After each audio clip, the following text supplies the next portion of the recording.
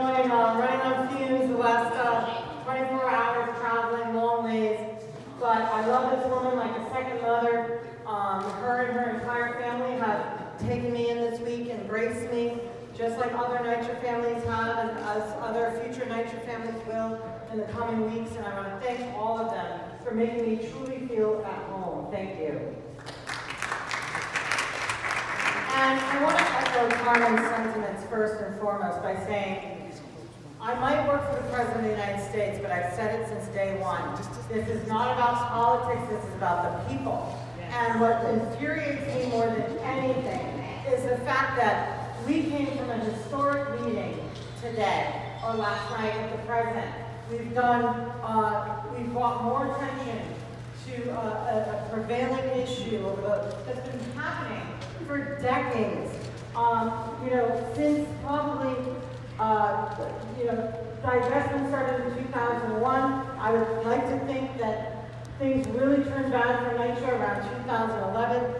We now know that lead was not being inspected as it should have been, that certifications were falsified. Things have been on a downward spiral for the last 10 years, and it's not getting any better. And that's what we're here about today. It doesn't matter if you're a Democrat, it doesn't matter if you're a Republican. What matters is that we fix it, and it breaks my heart that people on social media, on the news, in the media, and I thank you all for coming, but you guys need to report the facts, and the facts are this. Change is coming. I don't care under what administration is happening. I don't care under what mayor is happening. I don't care under what president is happening. All that matters is that it should be happening. And today we announced our monitor, Bart Schwartz. I have met with this man twice, and already he and I have sat down. I've told him that the work order system is a failure, that they are closing out tickets without doing the work, that there is no continuity in the order that tickets are responded to, that plumbers will show up, say that they can't go into the wall because the plasterer has to open the wall first. Then they'll close the ticket out. Then they open up a ticket to have the plasterer open the wall. Then the plasterer will open the wall, close that ticket out. The plumber has to come back months later. You're sitting with a hole in your kitchen or your bathroom or your bedroom for how many weeks without the work actually getting done. But meanwhile, it's been closed out as completed by NYCHA. This is no longer going to be tolerated. From the day that the monitor is announced, which is today, he has 45 days to create a compliance department, which will ensure that work orders are actually completed when they're closed. He has 45 days from today to create an environmental health department to make sure that when they are certifying that work has been done, mold has been eradicated, lead has been abated, that is actually happening. He has 45 days from today to make sure that a quality assurance and compliance department is created. These are things that are going to make sure that actual repairs are finally being delivered, folks. And I'm proud to be a part of this historic move forward because, again, you guys have been promised far too much. And I know that you're angry and you have every right to be. But I also want to break some news. Carmen was talking about our visit to the White House. And look, that wasn't about me, it was about Carmen. I wanted the president to meet Carmen, I wanted the first lady to meet Carmen. He insisted on meeting Carmen. And that will not be my last trip to DC with NYCHA residents. We're gonna have a forum with the secretary. We're gonna figure out what is happening. You guys are gonna be heard. One of the first things I told the monitor when I met with him last week, when I moved into Patterson, is why I had to fly straight there. Because I did meet with the monitor that morning. Tuesday, I left Carmen's house, had a meeting with the monitor again in my office at HUD. One of the first things I said to him was, we need to also create a resident advisory board. Because their voices need entertainment. I promise you that would happen. It's happening. He completely agrees. He wants to sit with CCOP. He wants to sit with 700 Strong. He wants to sit with RAD. He wants to sit with the tenant presidents. He wants to hear about tenant funds. He wants to hear about all the things that are happening with you guys here on the ground. I told him that obviously We need less people with white button-down shirts, more people with button-up coveralls. We need more people at the property. Same thing. You know, you'll spend less money on overtime if you have more full-time people doing the work. I'm staying at Douglas Houses. They have 3 maintenance workers for 19 buildings. Each building is 20 floors. The best people can't keep up with it. And you know what?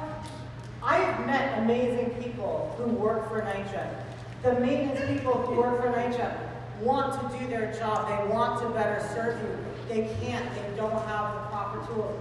You've seen it. You all have people that work in your building who you like, who you know are good people, who you know are trying to do the right thing, whether that's your super, your maintenance worker, the folks, the garbage, sanitation. They're trying their hardest. They're killing themselves trying to work for you. It's very top-heavy, sir. And the first thing that the monitor is going to do, is come in with a team of forensic accountants that he already has a guidepost. They are going to figure out where the money is going. Is it going to salaries? Is it going to overtime? Why is it not going to more boilers? Why is it not going to more people on the ground? Why is it not going to more trash compactors? And we're going to make sure that that's where it goes. But the other thing I want to break right now is that when we met with the president last night, he said to me, Lynn, you're doing a great job. You know, again, it was about Carmen, it wasn't about me, but one of the things he said was, we never did have that conference call, that follow-up call that I wanted to have to go into the weeds about NYCHA and what the problems are. That's something I mentioned he requested last week. Well, ladies and gentlemen, I'm breaking the news right now that I just had that call with the President of the United States while I was late. We just had a call at 4 o'clock in my office with Secretary Carson. It was a conference call. He wanted to talk NYCHA. I don't know if you watched his conference with the Vice Premier of China today. He also brought up NYCHA. Somebody asked him about Mayor de Blasio running for president. He said the mayor can't even run this city properly. You know, Lynn is doing a great job. We need to turn NYCHA around. The man is serious. I had a conversation again. It's not about politics. I'm just telling the truth. You can take it or leave it. You can decide what you want to decide. You know, and by the way, the proof is in the pudding. Because a conversation is exactly that. It's a conversation. But what I will say is this. One of the reasons why I've been with the Trump family for so long, over 10 years, is because I'm not a yes person. I do not tell them what they want to hear. When I see a bad picture of them, I tell them it's horrible. When I see something that is ugly, you know, something that they want to maybe put in their hotels, I say, no, don't do it. That's a horrible piece of furniture.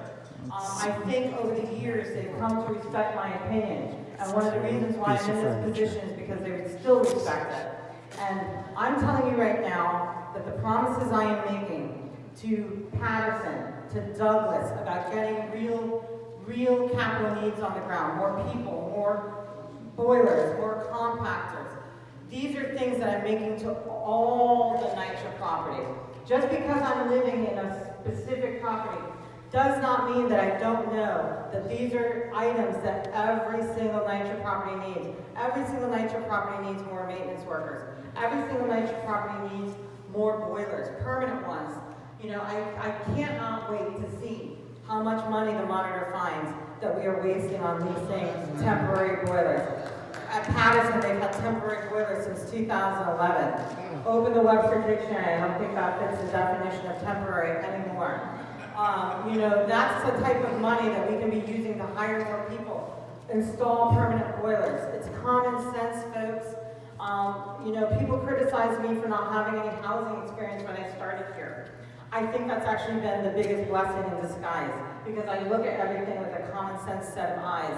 There are people who have been in housing their entire lives, who continue to do things the same way over and over and over again. It is not working. It's time for change.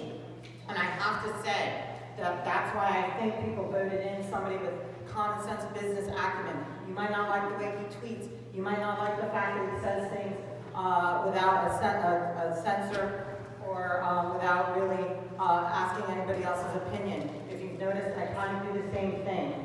It's one of the things that I think makes me, first of all, maybe earn the respect that I've been getting lately in the press. I really don't care what anybody thinks. I'm here to do my job, and that is to fix NYCHA housing. And I am going to work with Amanda to make sure that he understands exactly where the systematic failures are, that he understands exactly what needs to be done. And I want to hear from all of you, no different than the president wants to hear from you too. And one of the things he asked me today, no different than Carmen has, no different than people at Patton have asked me, where is the money going? Why is it going to overtime instead of hiring full-time people? Why is it going to temporary boilers instead of installing permanent ones? Why is it going to, by the way, I don't know if you noticed, I tweeted out a video of huge rats eating garbage off the ground. Where are the dumpsters? You know, why can't we just buy some dumpsters? Let's make sure that we're making common sense purchases here. It's really not that hard. They have the money, they've been fixing these properties up. Every time I go to one, they need to do it. Every time I don't. And that's why I am here with Carmen. You know, Carmen's been getting a lot of crap for taking me in. She didn't need to do this. Gladys Sanchez didn't need to do this. The future families I'll be staying with don't need to do this. To them, it's not about me or the fact that I work for a Republican. It's not about being a Democrat. What it is, and they're not doing it for their family. They're doing it for their residents. They're doing it for their community. They're doing it for you guys. And one of the things that I've noticed about NYCHA, even though I've been coming to NYCHA obviously for 2 years, is you guys are truly a community. A lot of people have a misconception that people who live in public housing are freeloaders, that they're taking advantage of taxpayer dollars. I say right here, right now, that cannot be further from the truth. The majority of NYCHA residents are tax-paying, rent-paying, American citizens, working hard. You do not deserve to live in the conditions that you live in. And quite frankly, we are going to make sure that that changes.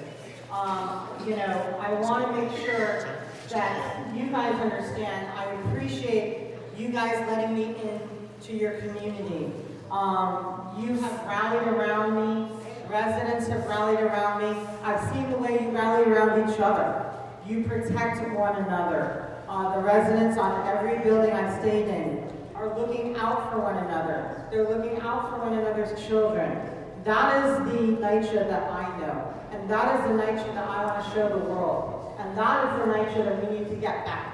You know, the president, when we hung up today, said, bring New York back to the glory it was once upon a time. Everybody here tells me stories about how beautiful NYCHA used to be, what a community it used to be. Danny, you tell me that when your ball accidentally ended up on the courtyard grass, you were afraid to go get it because nobody was allowed to go on the grass back then. Because it was well taken care of, it was groomed, people respected it. We need to bring that back. And by the way, residents do respect their property. But when they see nobody else cares, when they see nobody else respects it, it becomes difficult to continue to respect it yourself. And so I feel for you and I apologize that the government, that the city, that the state has let you down. It's inexcusable. You know, elected officials need to come together. Again, this is not about politics, it's about people. It's a trinity effort at all levels of government, city, state, federal. You know, now more than ever, in the history of New York, you have a governor who used to be the secretary of HUD. You have a mayor who used to have my job. There is no excuse that we cannot all work together to turn NYCHA around. And I want to thank you all for coming to hear Carmen, and I want to thank you all for coming to hear me as well. Again, I've made promises to you all that have nothing to do with HUD, nothing to do with this secretary, nothing to do with this president, nothing to do with this mayor. These are promises that I have personally made to you, and I intend to keep. Thank you.